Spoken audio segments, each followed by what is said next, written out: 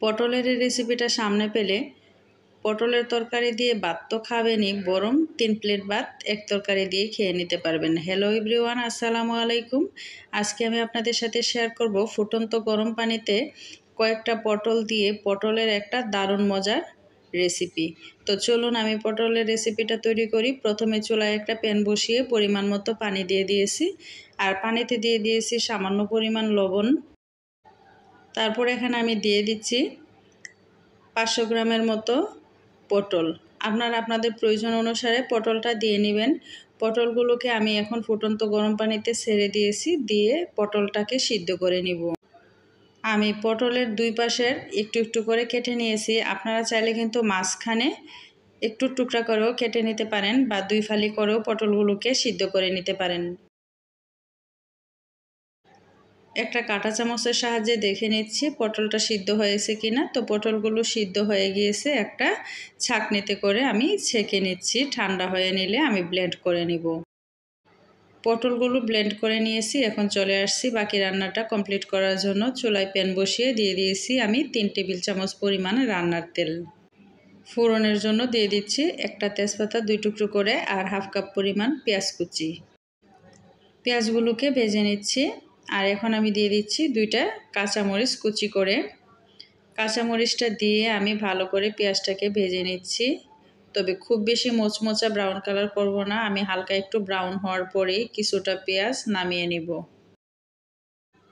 পেঁয়াজগুলো ভাজা হয়ে গিয়েছে। এখন আমি কিছুটা পেঁয়াজ, মানে যতটুকু পেঁয়াজ আমি ভেজেছি 3 ভাগের 2 ভাগ নামিয়ে নিচ্ছি।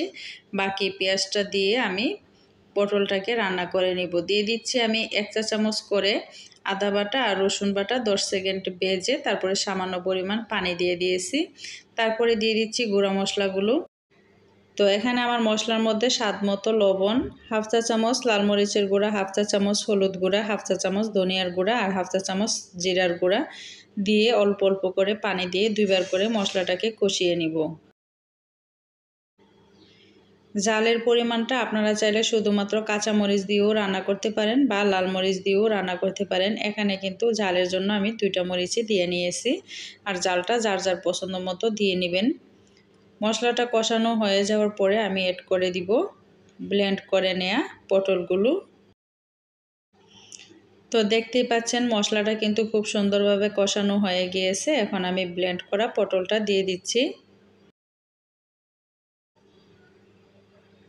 এখানে আর আমি এক্সট্রা কোনো পানি দিব না, যেহেতু আমি সিদ্ধ করে ব্লেন্ড করেছি। তো সেখানে কিন্তু বেশ অনেকটা পানি আছে, আর এই সম্পূর্ণ পানিটা আমার শুকিয়ে নিতে হবে। তো এখানে হচ্ছে আমি চুলার আঁচটা মিডিয়াম টু লোতে রেখে পটলের গায়ে যে অতিরিক্ত পানিটা ছিল এটাকে টেনে নিব। যতক্ষণ পর্যন্ত না একদম পানিটা টেনে যায় ততক্ষণ পর্যন্ত কিন্তু আমি এভাবে অনবরত নেড়ে নেড়ে রান্নাটা কমপ্লিট করে নিব। আর চুলার আঁচটা খুব বেশি বাড়িয়ে দিলে কিন্তু নিচ দিয়ে লেগে যাবে। তো দেখতেই পাচ্ছেন বেশ অনেকটা কিন্তু পানি টেনে নিয়েছে। তো একটু সময় লাগে, যেহেতু চুলার আঁচটা একদম লো আঁচে করে পানিটা টেনে নিতে হয়, সেজন্য একটু সময়টা বেশি লাগে। কিন্তু এই রান্নাটা কিন্তু খেতে অনেক বেশি ভালো লাগে। অনেকেই আছে পটলটা খেতে চায় না, তারা কিন্তু এভাবে ট্রাই করতে পারেন। একবার এই পটলের রেসিপিটা ট্রাই করলে দেখবেন সবসময় পটল নিয়ে এসে এই রেসিপি তৈরি করার জন্য বায়না করবেন। পানিটা সম্পূর্ণ টেনে নেওয়ার পরে দিয়ে দিচ্ছি আমি যে ভেজে রাখা পেঁয়াজটা রেখেছিলাম, সে ভেজে রাখা পেঁয়াজটা। তারপরে দিয়ে দিচ্ছি বেশ খানিকটা ধনেপাতা কুচি দিয়ে আরও 2 মিনিট খানেক আমি চুলার মধ্যে রেখে নেড়ে চেড়ে পেঁয়াজ আর ধনেপাতাটাকে পটলের সাথে মিশিয়ে নিচ্ছি।